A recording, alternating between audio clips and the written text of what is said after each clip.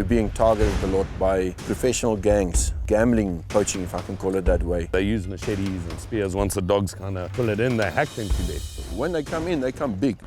I've had groups over here of over 100 men hunting at the same time, each one with 4 to 5 dogs. We've got over 50 cases that's reported to the police. We still have to have one conviction. Seen where they drug animals through the fence, found here, but nothing happens. We are in the highlands of Zululand, situated here between Vryheid and Pongola. Behind me you can see one of the mountains, which is Ithala Game Reserve. Our property lies like a cake within Ithala Game Reserve, and it almost zigzag around Ithala. And I'm like a bastion or a buffer zone for Ithala. All the areas surrounding me on the outskirts is trust land.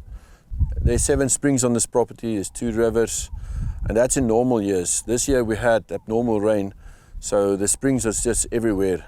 We've got 4 different biomes or habitat areas which allow a lot of various different species. We've got wetlands, we've got bushveld, got a lot of savanna, and then I've got on the mountains a lot of rocky areas. There's not a lot of economy going on in the area. Poverty is high, but we're not having a big problem in this area regarding people that come to poach for food that much. We're being targeted a lot by professional gangs, gambling, poaching, if I can call it that way. Someone locally targeted and advertised it in groups in Johannesburg and Pretoria, and they will arrive here with 15, 20 taxis full of dogs. And we've had incidents here where we've had over 50, 60 poachers with up to 300 dogs coming in on the property. And that's our biggest thing, that we have to be always vigilant.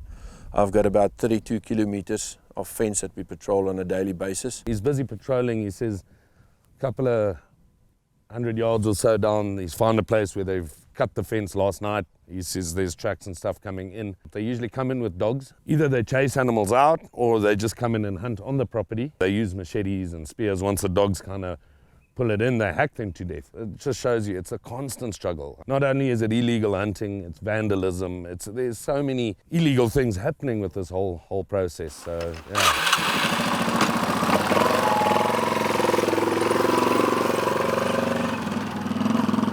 Fence, this is razor wire. Why have you not used electric here?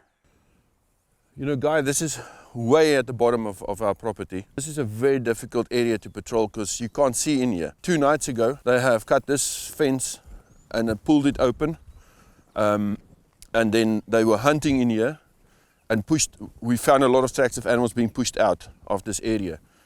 And then the guys repaired it, and again last night, they actually came here. My guards just closed this a little bit this morning. But yes, I'll have to repair. This is about, 70 yards all the way up to there that's been cut and demolished, and they come through here. Yeah. Here's another section here. So we've tried everything. We've put bonox, we've put electric wire. They just short the electric wires out. They've learned how to do it, and this slows them down. And the big thing where this slows them down is when we have caught them inside the property, and you manage to chase them away from their entrance. This is not quick to climb out.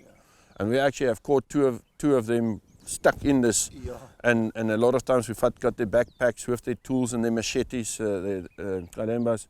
Some of my guys sit on lookout points and notify me when they get in, but they've also got guys sitting on high points on the mountain. So the moment you start moving, they see and they just disappear. And once they cross that fence, they walk right next to it and you can't touch them, because by law you're allowed to shoot a dog if it's on your property and it's not in control of the human, not on a leash. But once they cross the fence, our hands are tied. You can't do anything. We've spent lots of time and effort with night vision, following these guys, identifying a house. We've seen them carrying animals. You can't even arrest him if he's carrying an animal on the other side, even though our law clearly states you're not allowed to hunt without a permit. And we know these guys don't have the necessary paperwork, so they're hunting illegally, but we can't do anything.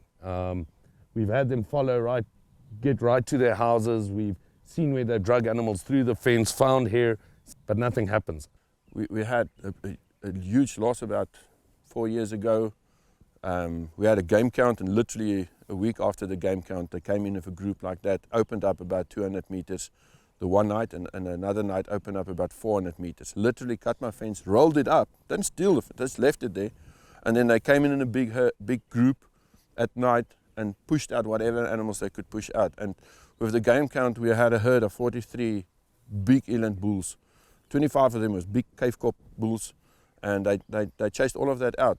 Now retail value about $4,000 an animal. You can see what we've lost in income, and on that other occasion was 157 blesbuck that we know was there on the top. I don't know how many mountain reedbuck, klipspringer, otter-bees, common reedbucks, impalas that went out, but that's the minimum that we lost. So R1 million in one night, it's nothing to lose.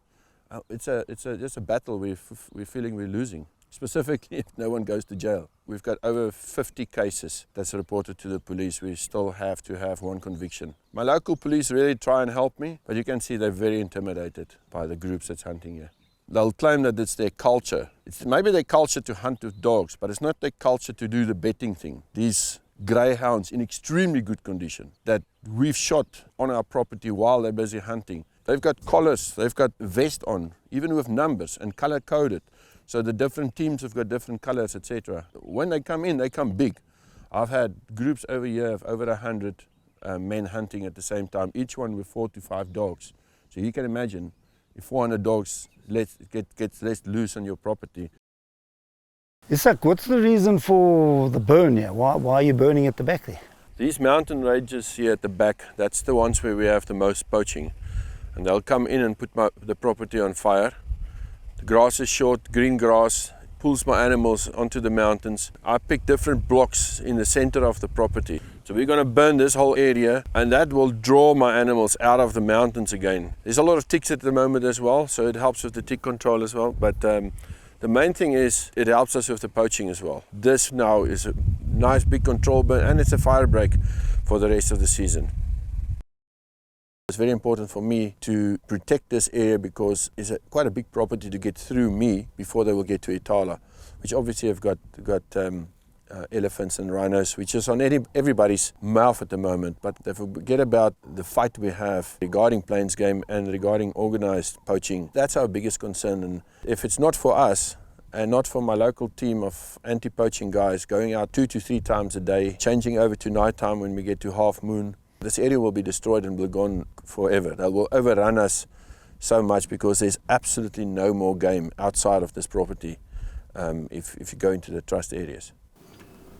Well, Guy, you've been with me on the property, and we climbed some mountains and saw all the difficult areas that these guys come in to poach all the time. But it just sometimes feels like we're fighting an uphill battle. It is an uphill battle, and you know, it doesn't seem as though you're getting a lot of support from the local authorities and that, because they don't seem interested in your plight. If we don't get help, you know, and people don't see that as long as sustainable utilization of these animals is not there, it will have to go back to a cattle farm and a potato farm, and that's what I really try and avoid.